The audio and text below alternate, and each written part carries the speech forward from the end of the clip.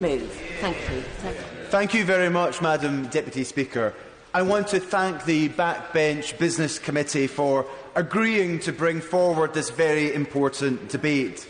I want to thank members of the All-Party Parliamentary Group on the loan charge for all of their work today, and thank so many colleagues who have added their names to the motion in front of us today, because the urgency of today's debate cannot be understated. As of tomorrow, tens of thousands of people and their families will face the huge cost, both physical and emotional, of the loan charge. And HMRC are yet to show any regard to the enormous pain that this legislation has already inflicted on thousands of people across the country. Now, representing Aberdeen South, which is Europe's energy hub and the very heart of the UK's oil and gas industry, my surgeries have been inundated with those concerned about the damage that the loan charge will have on their financial security, because many of my constituents working in the oil and gas industry were actively encouraged by their companies and professional advisers to enter into these schemes, and without a single peep from HMRC, and some did so for many years. The oil and gas industry is just one of many that has long relied on the hard work of contractors as a crucial element of their supply chains. These contractors provide a hugely valuable workforce, and concerns over the loan charge have not just driven away those who have worked in these industries, but will deter people from contracting in the future. HMRC should be in no doubt that this will be bad for business, bad for public finances, and bad for the country. You know, of course, I'll happily give you.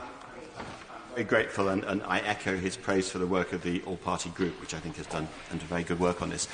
I'm sure he's going to come on to the point of retrospection. My constituents who approached me on this, I felt the strongest point they were making was that HMRC allowed these schemes to run for a very long period of years and then declared them retrospective all the way back to the beginning, which is why the potential losses are so great. Does he agree that that's one of the worst parts of what's happening? I want to thank my honourable friend for his intervention, and I couldn't have worded it better myself. Having been part of the APPG and the inquiry, and looking at the retrospective effect of this legislation, that is what has convinced me even more that what is happening is wrong. The people who are coming into my surgeries are quite happy that the government can legislate to change things if they believe them to be wrong, but to go back in history in the way that they have is what has concerned them and has concerned me. Further to that point, sure, of course. I'm most grateful to my honourable friend, and I congratulate him on securing this debate. Our right honourable friend on the Treasury bench is always meticulously courteous in his replies. But the Treasury has consistently taken the view that this is technically not retrospective.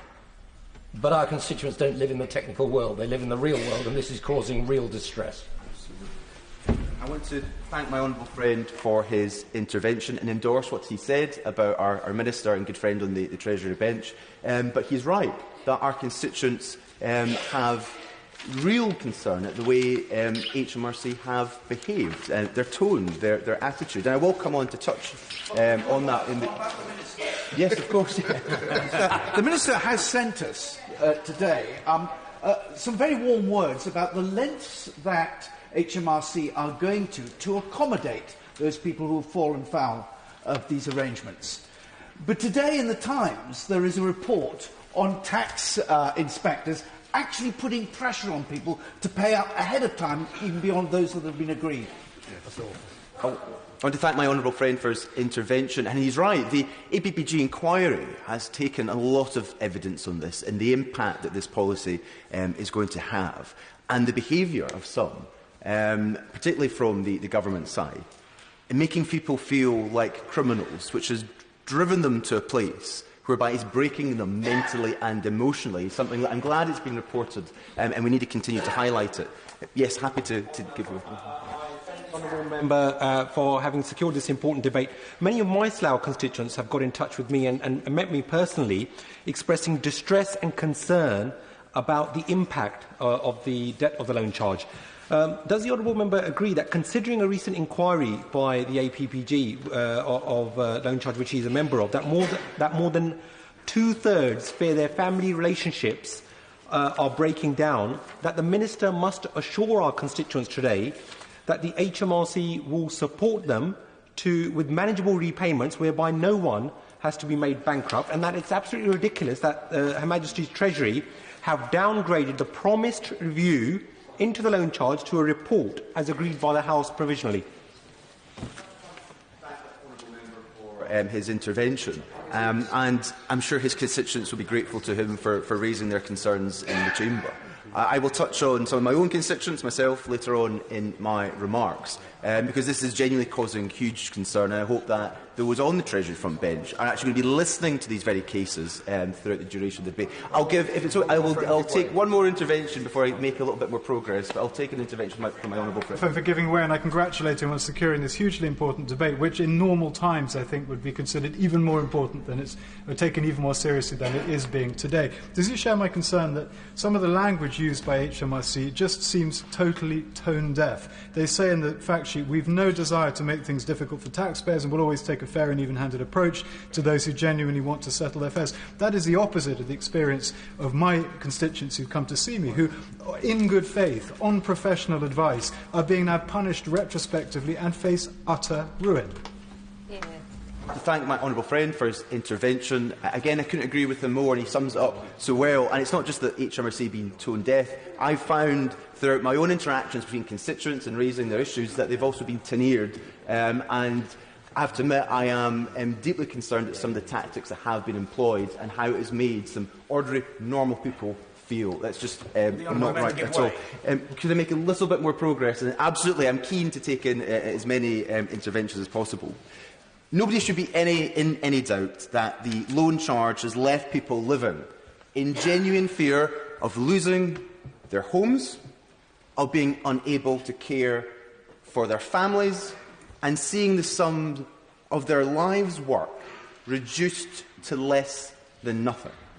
Madam Deputy Speaker, as we debate this matter, it should not be lost on us that many of those affected and their families are watching this chamber today. They will be watching this debate and they will be listening to the response from the government very closely. But at this point, I would like to put on record that we do live in a time when our politics has a very heated climate, and that our politics is becoming more personal than we've ever seen it before. And we have seen some disturbing consequences for some of our colleagues in this House because of it. But I would like to be clear that I have found the Minister, Minister Stride, incredibly helpful, supportive, willing to listen to the concerns that I've brought and engaging. So I want to make sure that that is put on the record.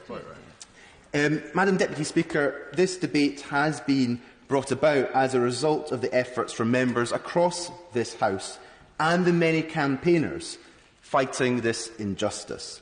The all-party parliamentary group on the loan charge recently launched its report after a long inquiry into the loan charge, and I would commend that report to members, because there are some very truly worrying, emotional and harrowing responses as part of that report. Yes, some very good points, which I do have sympathy with, having met people in these situations. But we must also remember, every person using one of these schemes, if they'd have gone to hospital, would have expected not to wait any longer or any less than anybody else paying their taxes.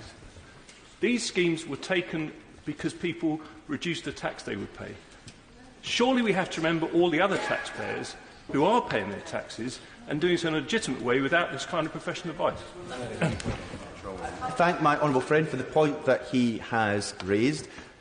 He talks about legitimate paying of taxes, and I will touch on this later in my speech. I know other members will.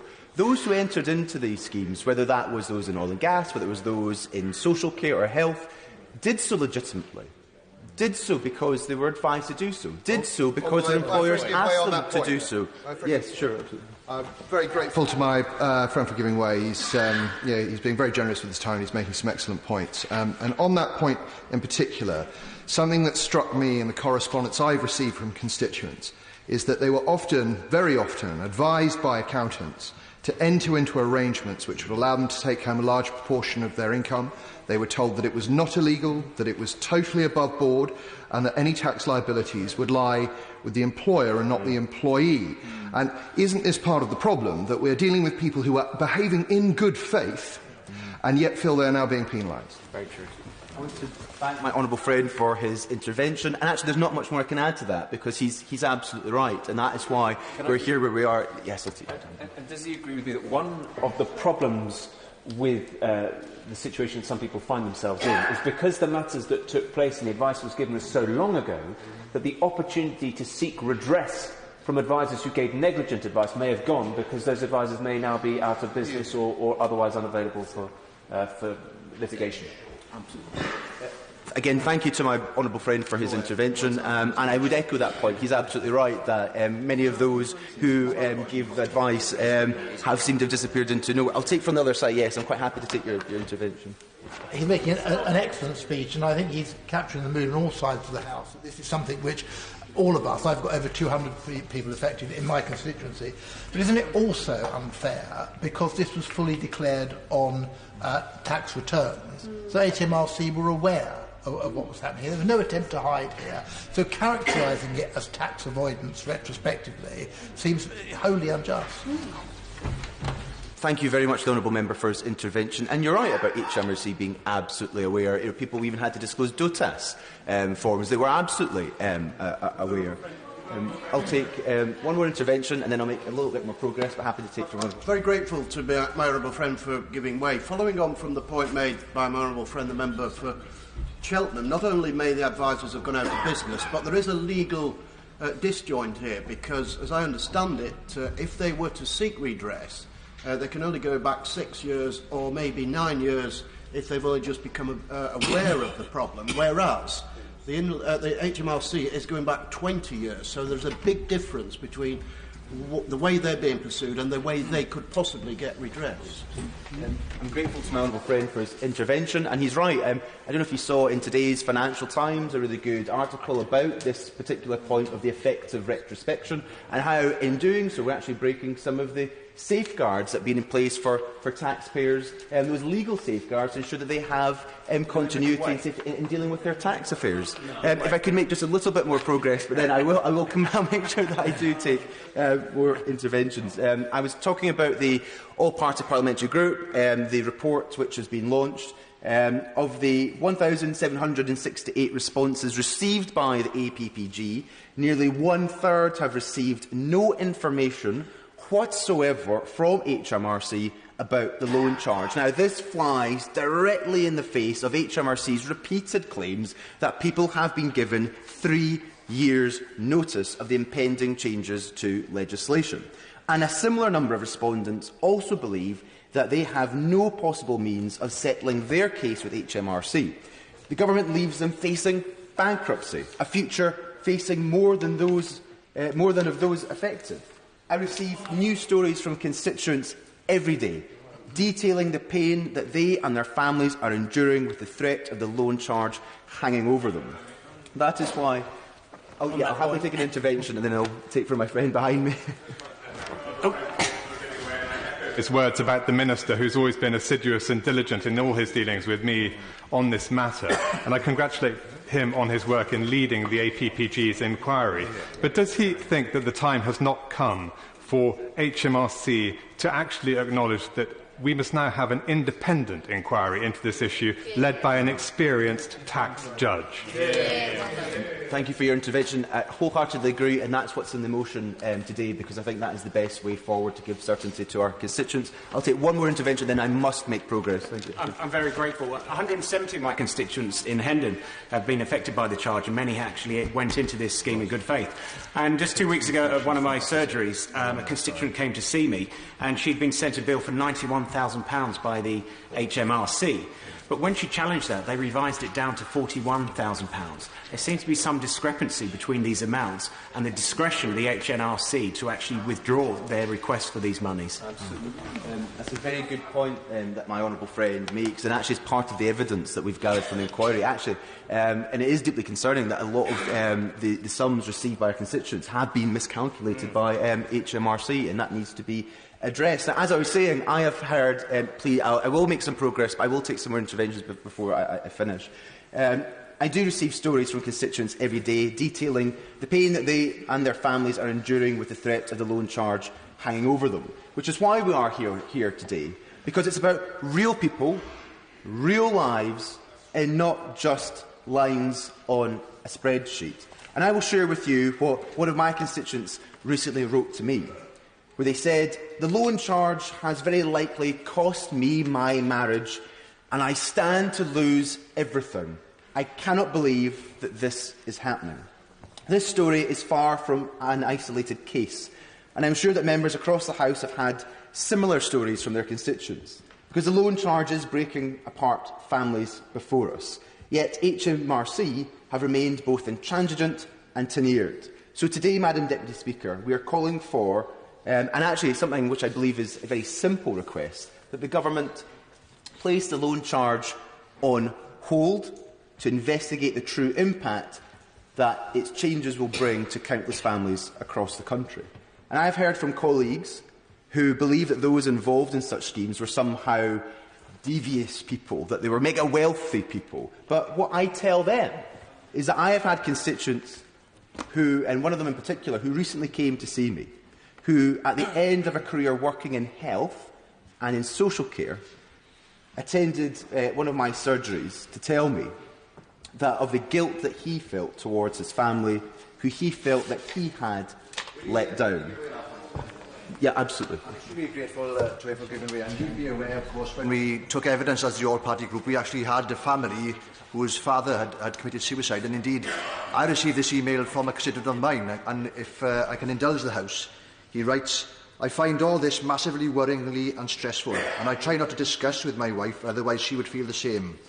At times, I have considered suicide, but realise that that will not help no one and impact my family most." It's having a terrible effect on people's mental health, isn't it? Just before the Honourable Gentleman replies, I do want to point out that there are a lot of speakers this afternoon, and I'm sure that the Honourable Gentleman will bear that in mind in finishing his speech. Thank you very much. Thank you very much for your intervention. And again, I couldn't agree more. We've all heard some harrowing testimony in our constituencies.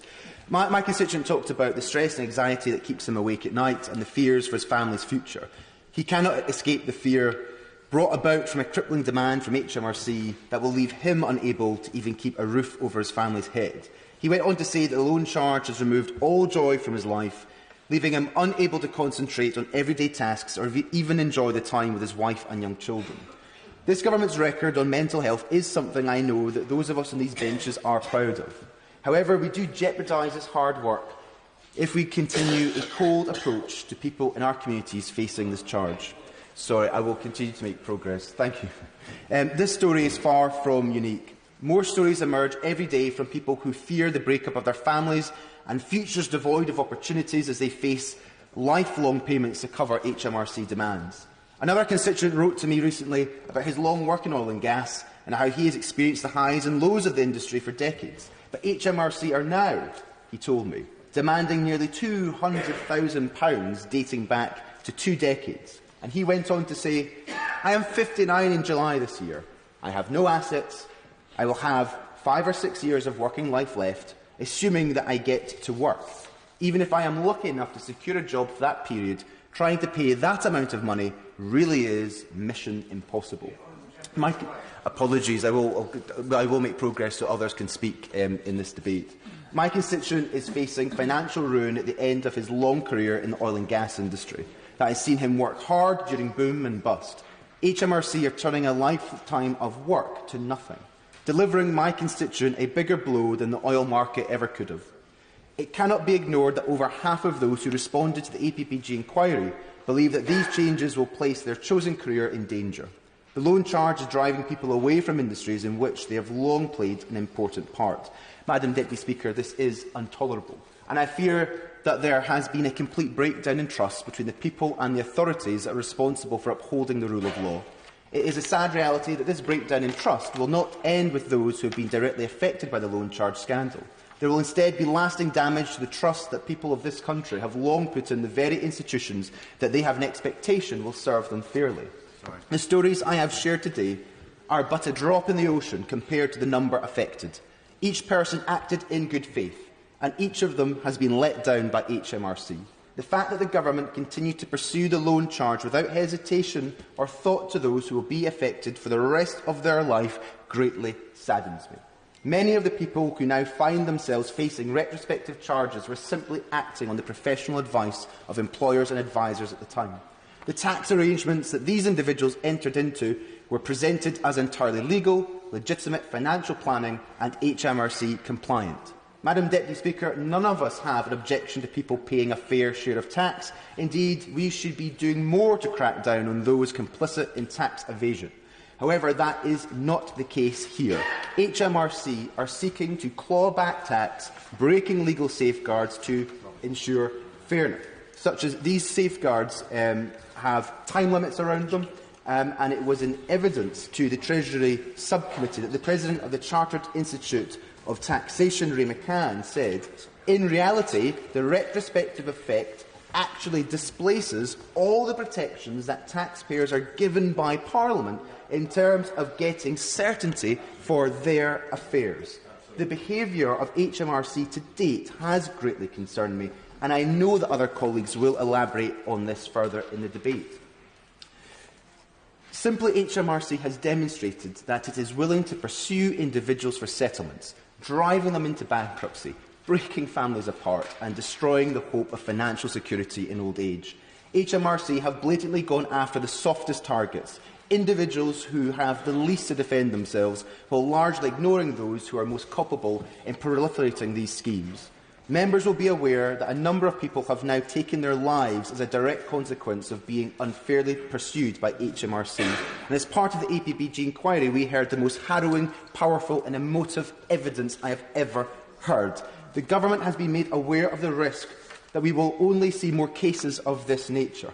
Yet they have continued to refuse to halt settlements. The Government has the power to do something about this. It has the ability to ease the suffering, pain and the distress felt by so many.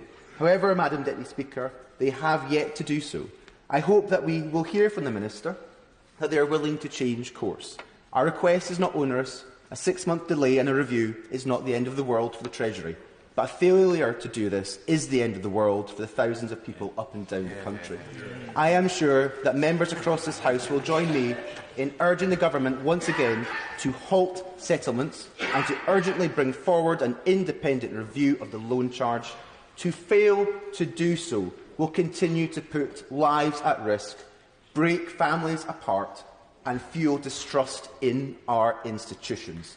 Trust in the rule of law and our democratic system is at stake.